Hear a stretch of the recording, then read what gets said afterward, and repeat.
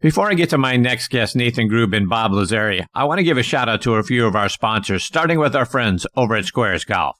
Are you like me, always considering new golf equipment? Maybe a new driver? I'll tell you what, let me reset your thinking because I discovered Squares golf shoes. The patented square toe provides balance, stability, and a wider base for increased connection to the ground, effectively increasing your swing speed by 2.2 miles per hour, an average of 9 yards of distance. Independent tests prove it. That's right. It's proven in science. Go to squares.com. That's SQAIRZ.com and get Squares 30-day money-back guarantee. Use promo code DISTANCE for $20 off. Remember, distance comes from swing speed, and swing speed comes from your connection to the ground. And folks, I wouldn't tell you about it if I didn't experience it for myself. I've never felt more stable in my golf swing, which allows me to swing faster and launch it further. Squares, the distance golf shoe. And I want to remind you about our friends over at Zexio. Back in 2001, Zexio Strixon began making clubs for men and women, and they've improved on those clubs every year since. I was fit for a set of Zexio 10 irons by a great fitter on their staff. He got me dialed in, and they feel and perform fantastically. They are light. I have picked up nearly 5 miles per hour in swing speed, and they're deadly accurate. Every part of Zexio clubs are made exclusively for Zexio.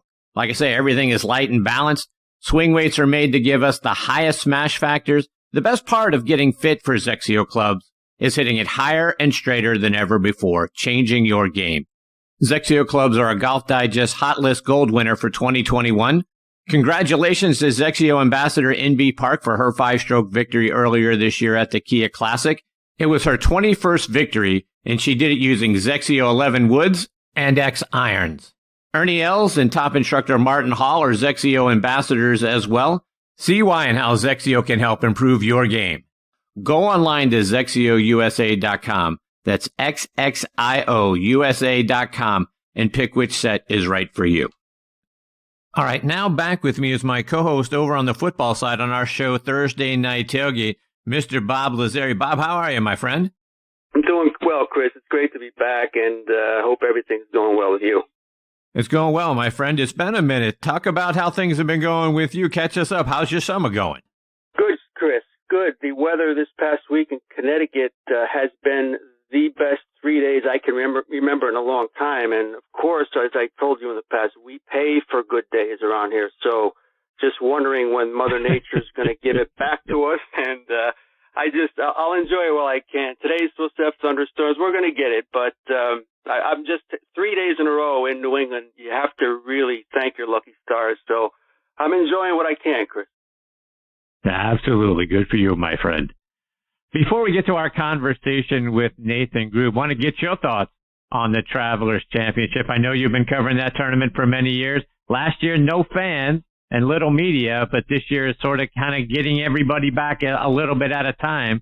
You excited to be back on the grounds and covering the tournament? I am, Chris. Last year was very, very just brutal on everyone.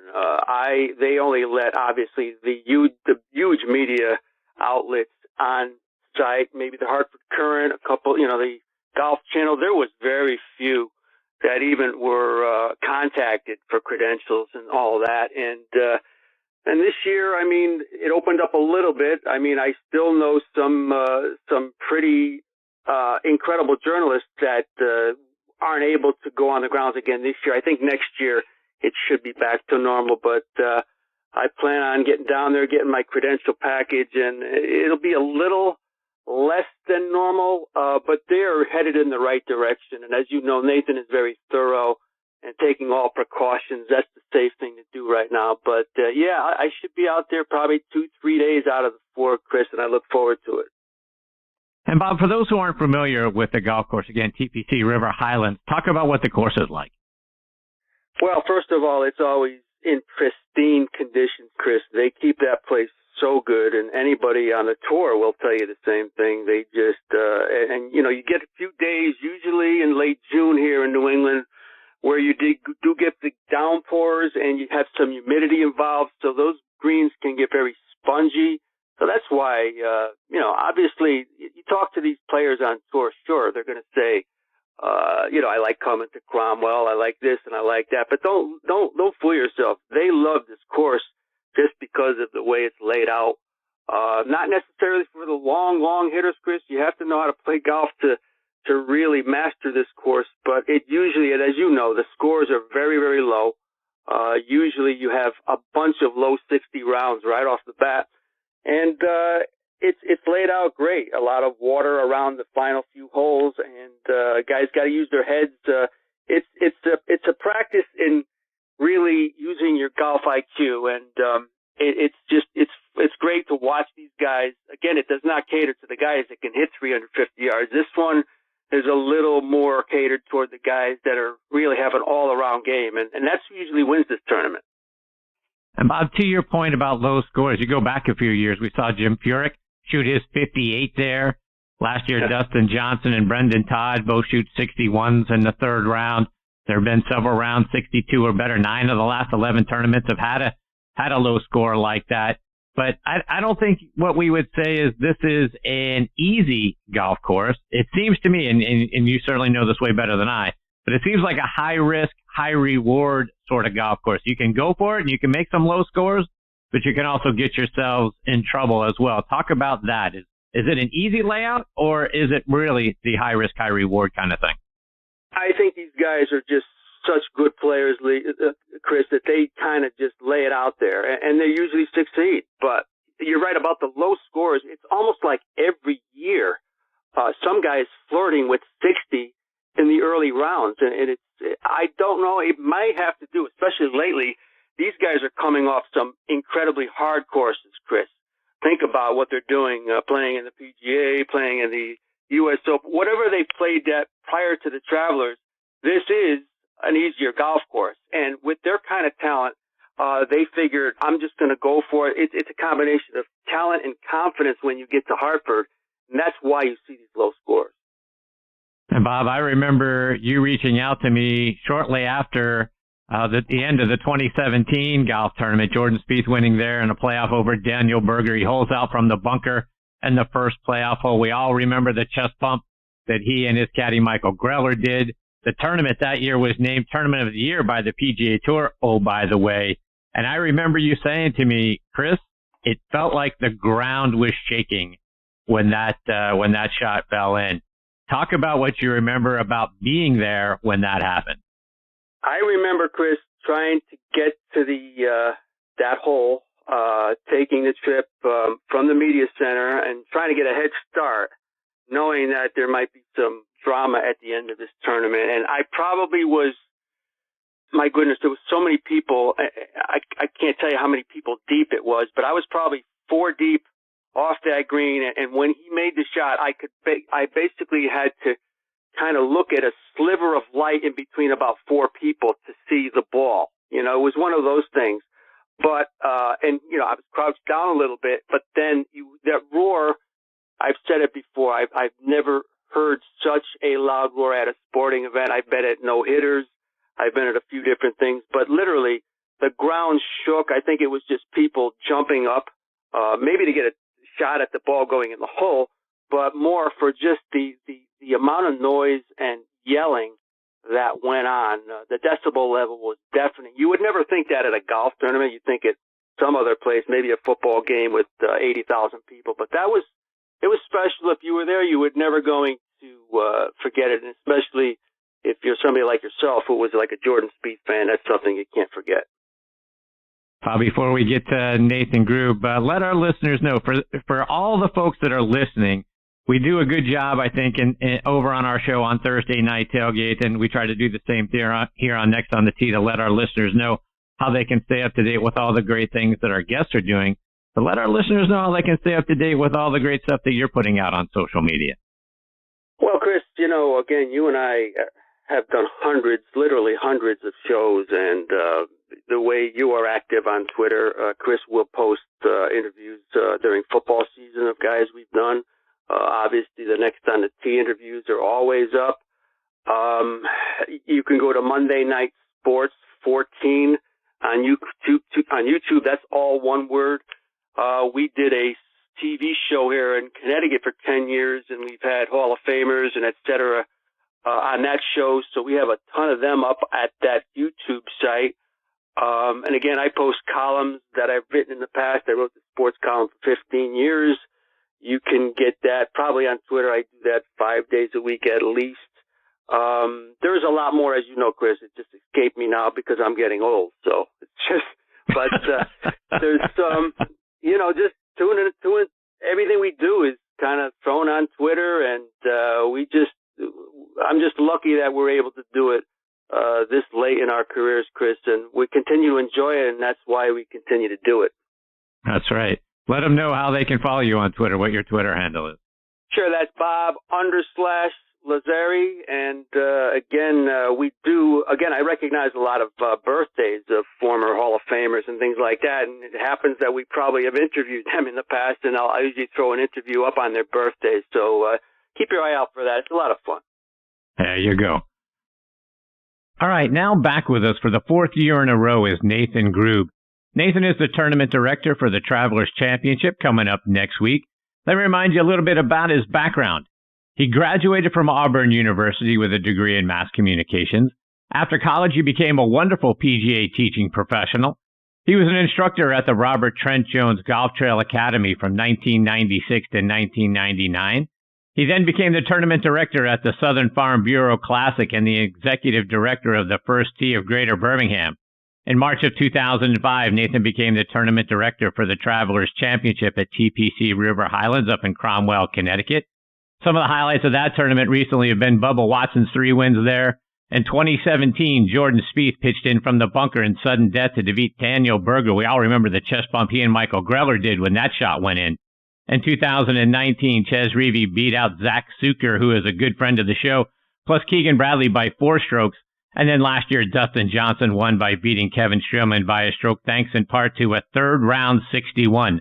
The Travelers Championship is one of the premier events on the PGA Tour, and we're very excited to have Nathan back with us again tonight here on Next on the Tee. Hey, Nathan, Chris, and Bob, thanks for coming back on the show. Guys, always enjoy it and appreciate it. Thanks for having me on. Thank you. Absolutely. Nathan, you got to get your thoughts. How are things going up there in preparation for next week's tournament? Oh, they're good. They're good. I'm looking out over 18, 17, 16, 15 right now, and just seeing the structures and the seats and the stands, and knowing what's going to happen here next week with all the crowds pouring in. I mean, it'll be 2 years since we've had people on property, right? I mean, we had nobody here last year, and it's just the fans are so excited to get back. The volunteers are excited to be here. All of our vendors and partners and media.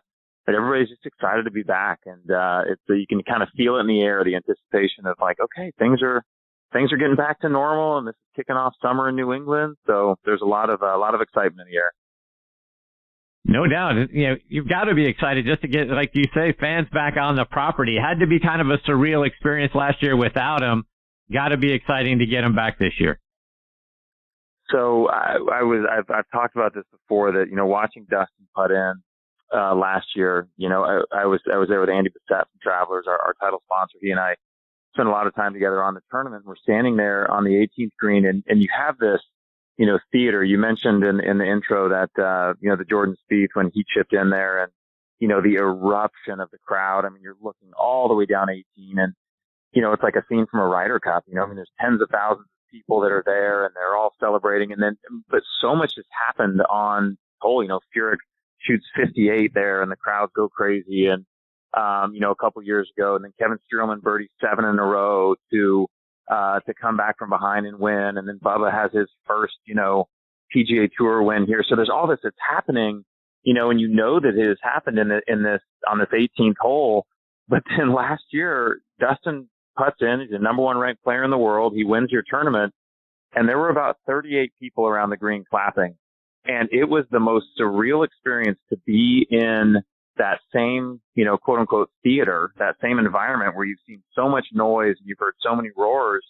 And it was just such a different experience. And we were on one side, we're so thrilled to be able to put it on, to be able to actually, help bring sport back and, doing what we were, being one of the first events back. But having it happen in that environment, with no crowds, when the crowds are, I would say, something that we're, known for on television and here locally, it was pretty surreal. just so everybody knows, that tournament, that 2017 tournament, was named Tournament of the Year by the PGA Tour. Go to that opposite side. You hear that handful of hand claps last year. I imagine the ground had to shake when Spieth makes that shot out of the bunker.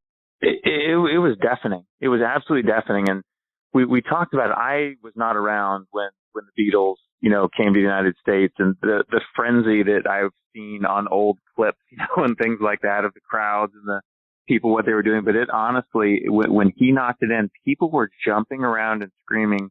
And I instantly went, oh, this looks like those old clips I've seen when the Beatles came to America. I mean, people, like kids were actually tearing up and crying, going, that's amazing. I mean, wow. It was really just, it was electric. And you're looking around going, oh my gosh, these people are going to remember this for the rest of their lives. And I actually, every once in a while, somebody will send me a clip from their cell phone. They were there, they were recording it. And every once in a while, somebody will send me, be like, hey, hope you're well. Here's a clip from, when I was standing over there to the right of 18. And you kind of relive that moment. You're like, oh my goodness. And shaking, yes, 100% the ground was shaking. And Jordan talked about that. He said, I felt the ground shake. So it was a pretty cool moment in sport. And Nathan, the tournament does so much for local charities up there in the Cromwell area. Even last year, when there were no fans allowed at the tournament, you guys were able to raise a lot of money for those charities. Talk about how the tournament gives back. So it's one of, I think, the thing that distinguishes PGA Tour events from other professional sports leagues is that every week there's a PGA Tour event, and every week there is some huge, significant impact to local communities and local charities. And it happens every single week. And so when you're on this side of it, on the event side, and you're constantly reminding your sponsors, hey, this is for charity, we're putting on a professional sporting event, but at the end of the day, 100% of what we make goes back to the community. You say that and it's part of your dialogue, but then something that happens last year when we don't have, any corporate hospitality, we don't have any pro-ams, we don't have any ticket sales, you have no revenue stream coming in. And so there technically is no net proceeds, right? You're not raising anything. There's nothing to disperse, but our sponsors, they understood the tournament, what it's about. They understood the connection between, hey, their support and what happens with the money. And they said, well, we still want to give our sponsorship fee, even though there's no assets. We still want to give our sponsorship fee so that the charities can still benefit. And I mean, sponsor after sponsor after sponsor said that, to the tune of about $1.6 million that our sponsors gave us, even though we had no net proceeds. When you kind of think about the definition of net proceeds, you need something to come in so that there is a net. And when there's nothing coming in, our sponsors still stood up and said, hey, take our entire sponsorship fee and give it to charity. So that was a pretty moving, I would say, theme that was happening within our sponsors, that they knew what the tournament's about. They knew the bigger mission of it. And I can't thank them enough. And I could spend a half an hour just talking about those partners who said, you know what, we know what you're about, and we know it's charity. And it's different. The tour is different than other sports where, other sports leagues can't say that, hey, 100% of what we make goes back to the community. So it was very cool to be a part of that when our sponsors did that and made that decision to still give that money. Nathan, Bob here, and I want to thank you again for calling in. I mean, Chris had mentioned you've done 4 of these shows on Next on the Tee, but we've gone back years where you gave us time on the TV side, almost for the most of your 17 years. So we want to thank you. And again, we totally enjoy the relationship. And just a sidelight, Nathan, I was there in 2017, and I think I called Chris right afterward. And then that's exactly the words I used. The ground shook. And he said, that's totally amazing. I mean, I've never seen a decibel level like that. Probably, I was at the 1983 Dave Righetti no-hitter right in back of the plate, and that was pretty loud, but this was something that is totally unforgettable. So just wanted to throw that out there. But Nathan, this year, with you have fan favorites back, a lot of them, but what comes to mind automatically is Bubba Watson and Phil Mickelson, who have the 5 titles between them in Hartford. This year, especially with Phil winning the PGA in record-breaking style, it must have the tournament organizers giddy, and you must be truly excited to see him here again. Oh my gosh, yes. I mean, because he won here in 01 and 02, back-to-back, still are only back-to-back champion. Bubba's won it 3 times, but it was kind of spread out. But so to have to, I mean, he came back a couple years ago. I don't know how many years wrong, but maybe it was 2019, I think, and he had been gone for a while. But it was, what's crazy is not too many people remember, he drew a really tough draw. It was it was Thursday afternoon, it was raining. And then Friday morning, it was rain. There was a storm that blew through Thursday night and into Friday morning. So he literally teed off on Thursday afternoon and then Friday morning and then missed the cut. And he, in the parking lot, he found Andy and I, and he's like, guys, I'm sorry.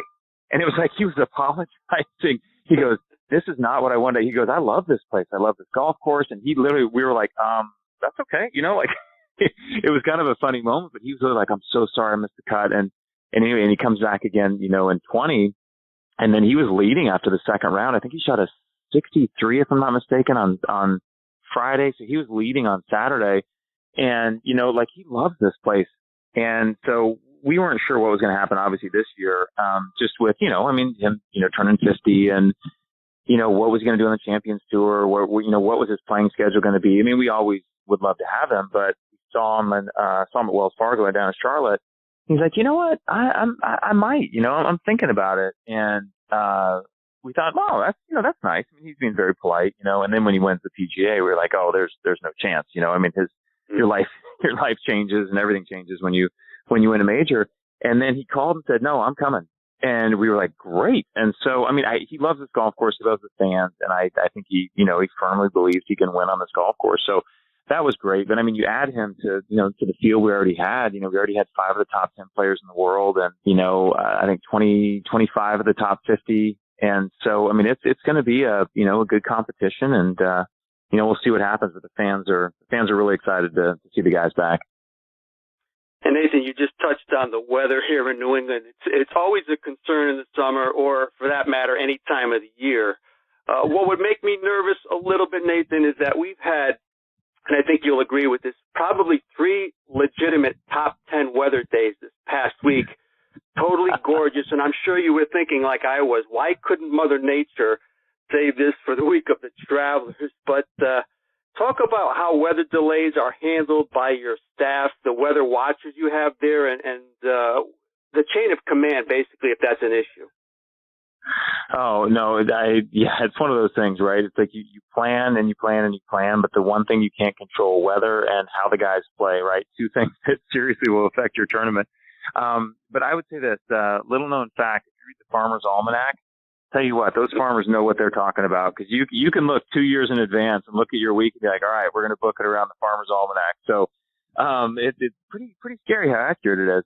But you're right, it's been beautiful for the last couple of days here. But when you look at the long range, I mean, I actually am looking at it going, you've got to be kidding me that we could have another stretch of Wednesday through Sunday next week of the high 70s, very similar situation that we have here. But really it is. I mean, you're you plan, right? That's what we do in the event business. You try to plan for every contingency. What if? We're always asking ourselves the question, what if this? What if that? What if this? What if that? So, I mean, there's a great group here. The tour obviously has a weather person that they have here on property that monitors things. We are working very close contact with them. And then, it's always safety first. I mean, if there's something that's coming in, we'll try to give the fans and everybody ample time to, whether go back to their cars or, do whatever they feel comfortable doing if there's weather or, a little bit of rain. People in Connecticut, New England are pretty tough. They handle the rain pretty well. So if there is that, but it's gotten a lot easier to your question about chain of command and communication and things like that. I mean, just being able to have mobile devices on property now and being able to text and being able to, get to your fans immediately, especially with digital tickets and things like that. Like it's a lot more efficient than it's ever been in the past. Usually it was one of those things where it's like, okay, let's all get together over the radio and let's talk about this. And then how do you get the messages out? Now you can literally through, fans sign up for these things. You can send out messages to people instantly.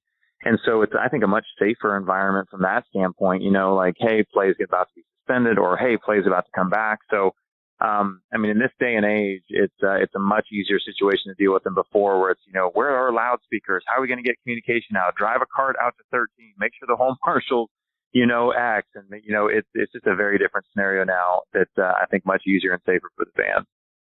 And Nathan, back to fan attendance for 1 minute. I know tickets are limited, and I guess there are sold-out days already. There will be no tickets at the gate. Maybe you could shed some light on ticket availability and what fans would have to do at this point. Sure. Yeah, that's one of the things. Obviously, things are so much better now, than they were, and they keep getting better from that standpoint, with the vaccines rolling out and where where things are. But, we had to make some decisions. Oh gosh, I'm going to take you let's go back to the fall of 20. We kind of had our first initial version of the Travelers Championship that we had to budget for, that we had to plan for.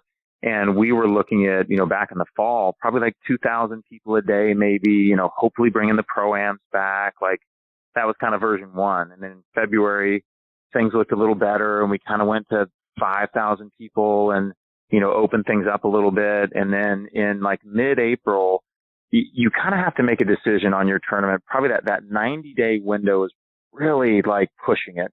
From an operational standpoint, from a supply chain, vendor, the build schedule, the food and beverage, the catering, like all that stuff, you have to really got to lock that down at least 3 months out. And so we projected, made the best, assumption we could then and said, all right, we hope we can get to 10,000 a day. And we feel really fortunate that that's what we're going to be at. And it's still a reduced capacity, but it's, so much better than we thought it was going to be for this year. But it's going to be great. We tell our fans, like, look, if you're vaccinated, you don't have to wear a mask. If you're not vaccinated, we're asking that you wear a mask. And then we're handing out masks for free at the gate saying, look, if you, because there's going to be a lot of people here. If you want to, here's a free mask. And, we're kind of lucky too on a golf course. If people want to socially distance and kind of spread out, like it's kind of a sport that lends itself to that. You can spread out in the front 9, the back 9. So, I think it's going to be a really good environment. Everything's open air. All of our facilities are open air. I think it's going to be an environment where people feel comfortable to view a sporting event with this many people. And then we just tell people, like, look, we're on our way back. 22 is going to be back to, I would say the quote unquote normal. But we're on our way back, but this looks so much different than it did last year. And I'm so excited to have people back. Nathan, let's talk a little bit about the golf course, in particular the finishing holes, 15 to 18. What's waiting for the guys on the top of the leaderboard as they come down the stretch on Sunday? Man, the best way I can describe it is you basically, so 14 kind of plays down, for those people who don't know the course, it kind of plays down this little hill, and then you take a right turn kind of into this, kind of like an arena in a sense. You have 15, 16, 17 that all play around this lake, and all the holes are very different. It's a drivable par 4. It's a tough par 3. It's a really tough par 4. And then you come up 18 that's kind of back out of the chute. So you don't really realize, because there's no hospitality like on 13, 14. All the hospitality is built around 15 through 18. So it's almost like you kick open the door to a full theater and you're like, oh my gosh, hello. Like as the players kind of come from 14 to 15, it's just like, okay, there's a bunch of people in this audience and now I am on stage. And it is a very, very different environment, because you look at the crowds that I think we're famous for, that's where they are. They're around 15, 16, 17, and 18. So I think, one, it changes the dynamic of there's a lot more eyeballs on you, because you kind of feel like you're out having a nice round on 14 and then obviously you come in. But then the noise level too. You make a birdie on 15 or you drive the green. The noise level just escalates if you're putting on 16, and then the guy knocks it close there. You can hear him on 17, and you see all the players kind of looking around, their heads kind of on a swivel, like, hey, what was that? What was that? What was that? So it just elevates everything, and you can see everything kind of unfold in front of you too. We have, it's interesting in this comment, some of the tour wives say, this is the best place to watch, because you can literally stand in one spot and see all of this happen and unfold. They're like, no other tournaments really have this. And, your fans are really, really lucky. And we're like, yeah, we know. And, I think the fans appreciate that, and they know that too. But so much can happen on those last 4 holes. I've seen the tournament won there. I've seen the tournament lost there. But it's drama unfolding right in front of you. You don't have to chase it. It is literally, you have a seat in the theater and you can eat your popcorn and watch the movie right in front of you. So, it's a pretty special finishing situation. We're very, very lucky here at River Highlands to have that stage, I would say, to kind of close out the show. It's interesting. You mentioned the drivable par 4 on the 15th. It's 296 yards. You got water on the left, sand on the right. sounds like a true risk versus reward decision-making thing for the player to go for it or not. What kind of feedback do the players give you about that tee shot? Oh, I think I feel like Stuart Sink said it great. He goes, it's the beginning of 4 of the best finishing holes on tour. Stuart said that a few years ago. Yeah, so I've seen guys hit driver. Obviously, a lot of guys do 3-wood, long irons, and even 7 irons off there going, you know what? Forget it. I'm not going for the water. I don't want to do this. I'm just not going to let this get in my head. I'm hitting a 7 iron off of here so that I just want to make par here. So it is truly just one of those holes where you're like, okay, what am I going to do here? And I think any golf hole that makes a player stop and think, I think they like, because I think they are so good at their craft and they have so many different shots they can hit that I think they like going through their, like, okay, which shot am I going to try to hit here? It's not just to stand up and hit. Like, I have to really think about this.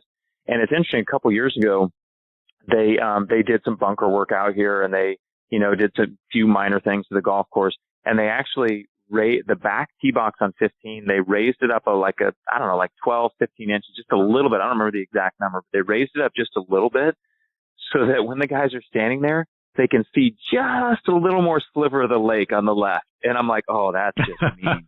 Because you're just kind of reminded, oh yeah, there's water over there, where maybe, when the tee box is a little bit lower, it's like you kind of forget. But no, so it's a really good golf hole that, again, the best way I can describe it is the guys think on the tee, and I think they like to do that. Yeah, 17 sort of very similar, right? It's water down the right side here, and then a tough bunker down the left. Second shot is almost all carry over water to the green. Is that sort of the make or break hole as you're coming in? You know what? It really can be, because you're coming off of 16, which is, it's basically an island green. It's water and bunkers all around it. And I mean, you can get some really tough pin positions on 16.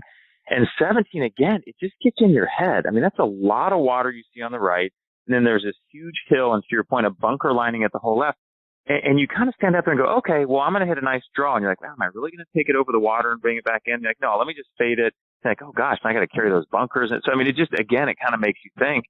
And then once you get down there, you're going, wait a minute, my second shot is all carry over water. I mean, it's usually not a long iron, but the way the green is sloped from back to front, and it's usually obviously pretty fast on Sunday, that you got to be careful. You throw a wedge in there too hard, too much spin, it's coming back into the water.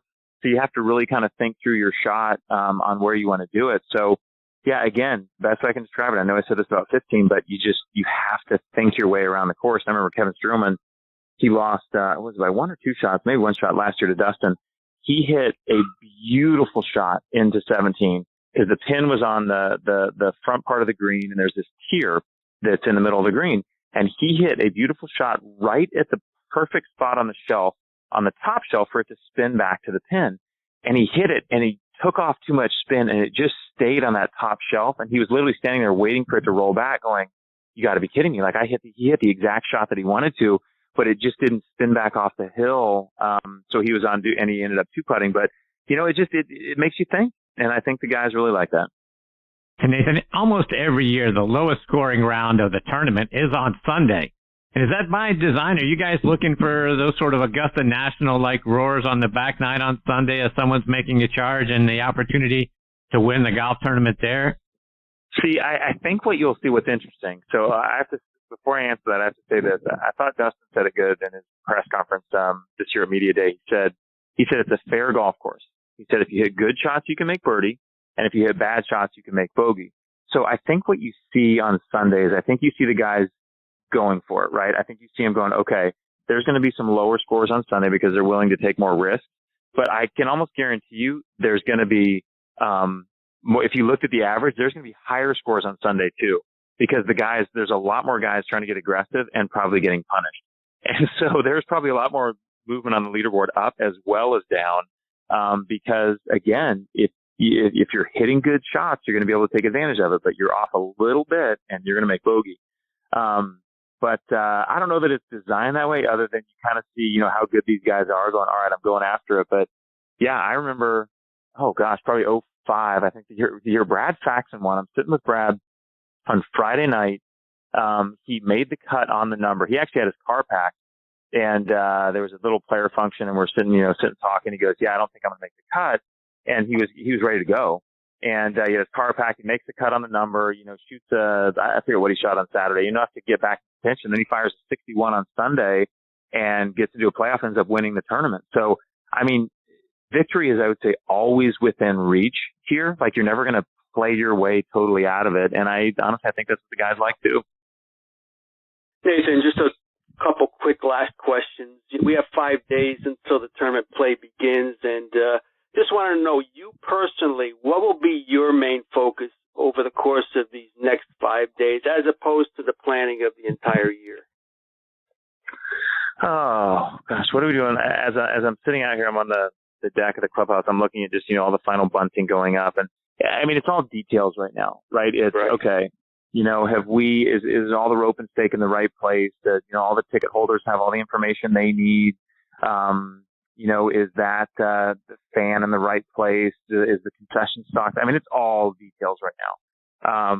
And we try to pay very close attention to those. I mean, we have multiple people that walk around during the day, take notes, send them to our ops team. Like, hey, what do we think about this? What do we think about this? I mean, we're kind of constantly auditing ourselves. And that's what it is now. I mean, it's all the details. I mean, the player logistics. We have a great player relations team, that's working with I was literally just in there with somebody, and they were on the phone with one of the player managers going, just giving them advice about the hotels. Well, hey, tell me what are you looking for? Well, this one's 10 minutes away. This one's 15 minutes away. Here's the amenities here. Here's this.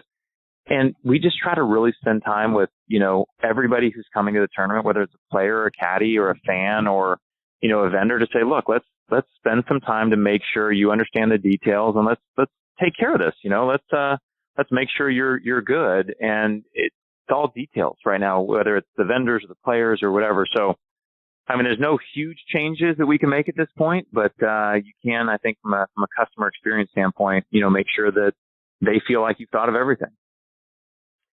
And finally, Nathan, as Chris mentioned, you've worked as an instructor before you arrived in Connecticut and played on various tours yourself.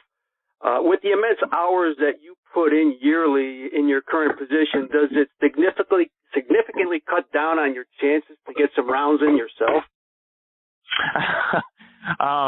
Short answer, yes, but then also no. So believe me, I played enough golf when I was younger to last a lifetime when I was trying to play.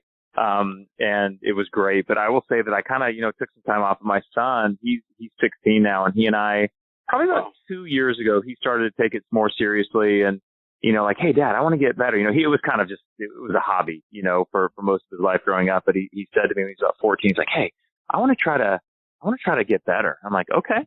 I never pushed it on him or anything. And so for the last couple of years, he and I have been playing a lot of golf, spent a lot of time at the range.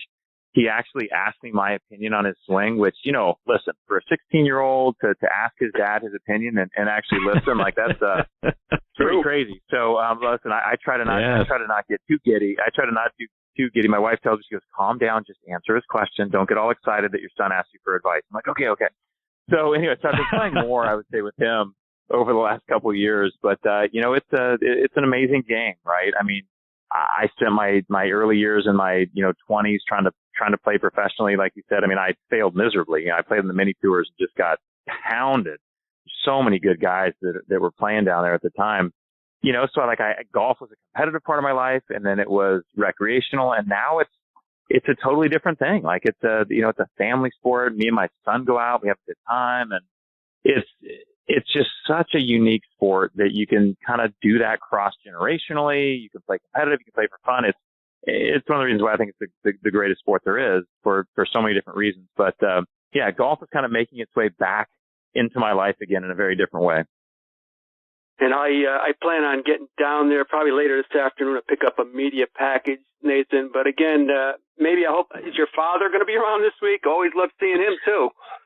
Oh, listen, that's a whole other thing, Pop. He can't make it this year, so he's counting down the days until next year. He's counting down the days. So he's sending me texts every morning. Hey, how's the build going? How's this going? So, but he'll be here next year. He'll be here next year for sure. Now, you give him my regards. He's always great conversationalist and always loved his rides to the media center, and look forward to it next year. He's a good man. I was lucky to have him my whole life, and I still have him, which I'm I'm still lucky. Well, Nathan, thank you so much for taking time out of your busy schedule to come back and be a part of the show and share more of your insights into the tournament with us. We really appreciate your time. We'll be thinking about you as we watch the guys come down the stretch on Sunday, particularly over those last 4 holes. Stay safe. All the best to you and your family. We look forward to catching up with you again real soon. Thanks again, guys. Nathan. Thanks for the time. We'll see you soon. Thanks. Bye-bye. Thank you, Nathan. That was, again, Nathan Grube, Tournament Director of the Travelers Championship. A lot of really great stuff there. Really looking forward to watching the tournament this weekend, checking out the golf course, watching the guys go low probably on Sunday, and then catching up with Nathan again probably this time next year. Nathan, a great guy, and it's going to be a really fun golf tournament.